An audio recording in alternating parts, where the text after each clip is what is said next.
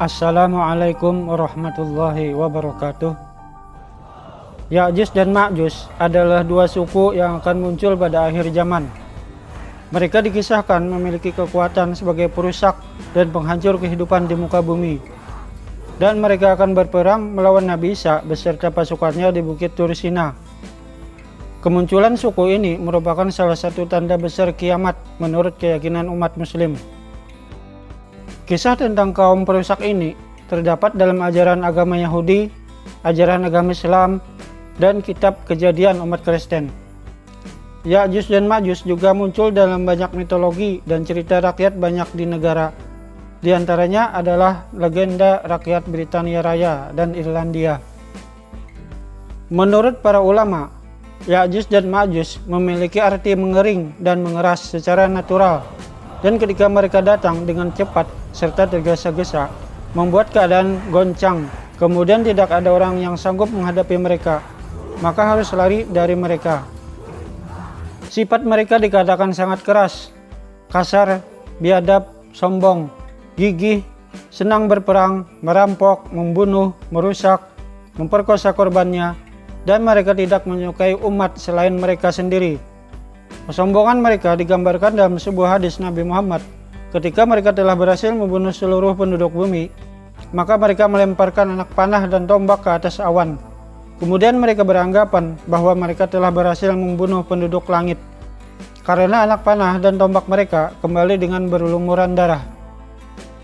Ibnu Katsir menerangkan bahwa mereka adalah dari keturunan Adam, dari keturunan Nabi Nuh, dari anak keturunan Yafis, yakni nenek moyang bangsa Turki, yang diisolir oleh tembok atau benteng tinggi yang dibangun oleh Zulkarnain. Ya'juj dan Ma'juj adalah dua bangsa yang sangat besar jumlahnya. Perbandingannya adalah 1 dibanding 999 antara manusia umumnya dengan Ya'juj dan Ma'juj. Mereka disebutkan sebagai mayoritas penghuni neraka. Dan kedua suku ini disebutkan telah ada dekat pada masa Nabi Musa berdakwah. Abdullah bin Amr berkata bahwa salah seorang dari mereka tidak akan mati kecuali ia telah memiliki keturunan sejumlah 1000 atau lebih. Walaupun mereka dari jenis manusia, namun mereka memiliki sifat khas yang berbeda dari manusia pada umumnya. Ciri utama mereka adalah perusak dan jumlah mereka yang sangat besar, sehingga ketika mereka turun dari gunung, seakan-akan seperti air bah yang mengalir. Tidak pandai berbicara dan tidak fasih, bermata sipit, berhidung kecil, lebar mukanya, merah warna kulitnya, seakan-akan wajahnya seperti perisai, dan sifat-sifat lain. Dalam surah Al-Kahfi, bahwa Raja Zulkarnain dalam sebuah perjalanannya sampai di suatu tempat di antara dua gunung. Dia menemukan suatu kaum yang tidak dikenali bahasanya. Kaum itu mengadukan kepadanya bahwa ada bahaya mengancam mereka, yaitu dari Ya'juj dan Ma'juj, dan mereka meminta untuk membangun tembok yang dapat melindungi mereka dari kejahatan Ya'juj dan Ma'juj. Kemudian Zulkarnain memenuhi permintaan mereka. Menurut Al-Quran, Ya'juj dan Ma'juj diisolasi di antara dua gunung oleh pasukan Zulkarnain, beserta kaum yang terpencil yang meminta bantuan kepadanya. Mereka meminta Zulkarnain untuk membuat dinding pembatas agar kedua suku tersebut tidak keluar dan membuat kekacauan kembali. Namun pada akhirnya mereka akan berhasil keluar dari dinding pembatas itu, yaitu menjelang akan datangnya hari kiamat. Menurut Asy-Syaikh Abdurrahman As-Sa'di, Ya'juj dan Ma'juj berada di belakang pegunungan Kaukasus. Memang ada yang berpendapat bahwa pegunungan inilah yang merupakan benteng yang dimaksud. Deretan pegunungan ini memang tanpa celah dari Laut Hitam hingga ke Laut Kaspia, sepanjang lebih dari 1200 km. Kecuali pada bagian kecil dan sempit yang disebut celah Darial, terletak di negara Georgia, sepanjang kurang lebih 100 meter. Pada bagian celah itulah diduga penghalang dari Ya'juj dan Ma'juj itu dibangun. Ada juga yang menyatakan keberadaan tembok tersebut telah tenggelam dan sampai saat ini berada di Azerbaijan dan Armenia. Tepatnya di pegunungan yang sangat tinggi serta keras. Ia berdiri tegak seolah-olah diapit oleh dua buah tembok yang sangat tinggi.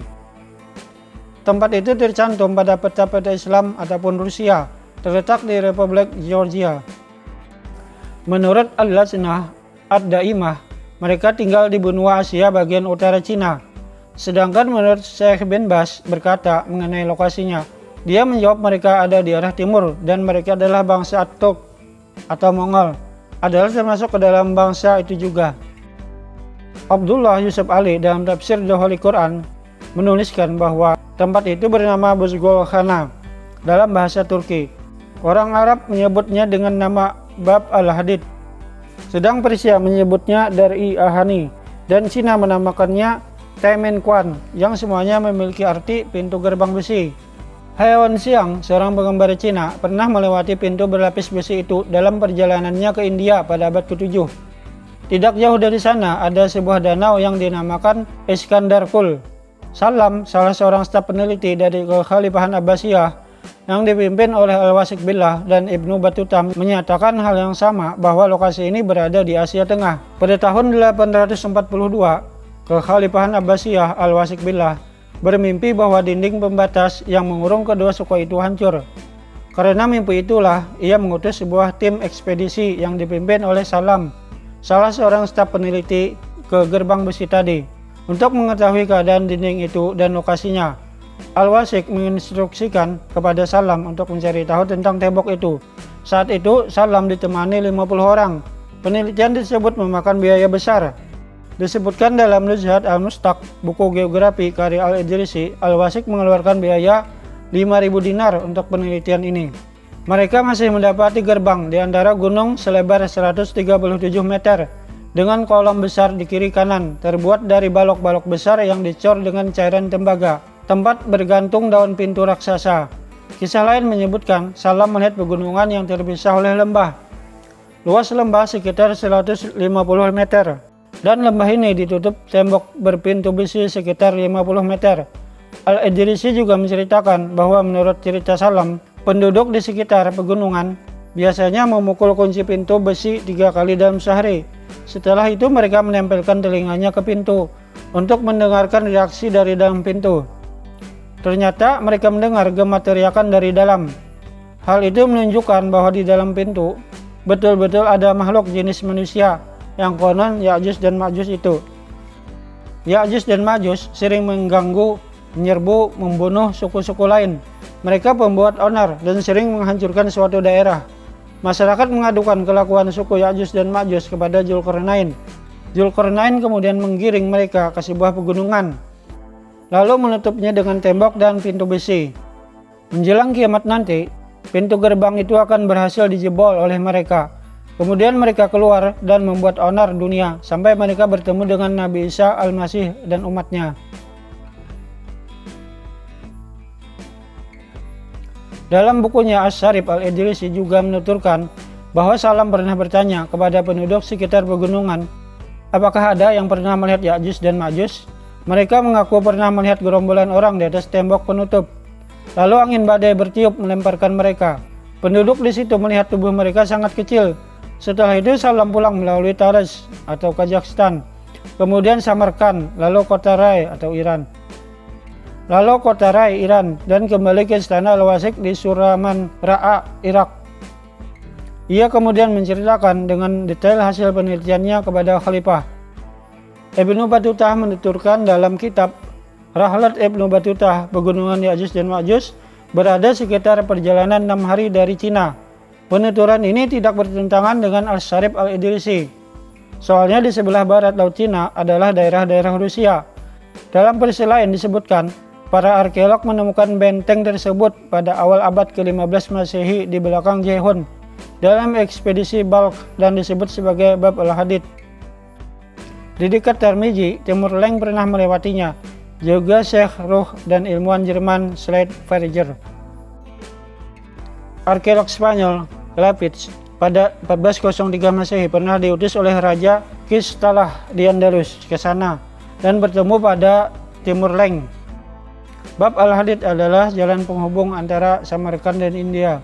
Ada salah satu hadis Nabi SAW dari riwayat Abu Hurairah bahwa beliau SAW pernah bersabda, setiap hari mereka Ya'juj dan Ma'juj menggalinya, sehingga ketika dinding itu hampir mereka menembusnya, pemimpinnya mengatakan, sekarang pulanglah kalian, karena esok hari kalian pasti bisa menembusnya. Tetapi Allah mengembalikannya seperti semula. Dan keesokan harinya, ketika Allah hendak mengutus mereka kepada manusia, pemimpin mereka berkata, "Sekarang pulanglah kalian, karena esok hari kalian akan merobohkannya jika Allah menghendaki." Ia mengucapkan insya Allah.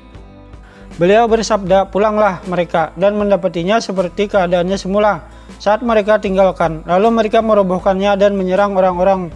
Lalu mereka meminum air dan berlarilah orang-orang menghindari mereka. Mereka pun melepaskan anak panah ke langit, dan seketika itu juga panah tersebut berlumuran darah. Lantas mereka berkata, "Kita telah menaklukkan penduduk bumi dan menguasai yang berada di langit secara paksa." Lalu Allah mengirimkan ulat pada tengkuk mereka. "Demi zat yang jiwaku ada dalam tangannya, sesungguhnya jiwa hewan-hewan bumi menjadi gemuk, gesit, dan sangat berterima kasih karena daging-daging mereka." Wallahu a'lam.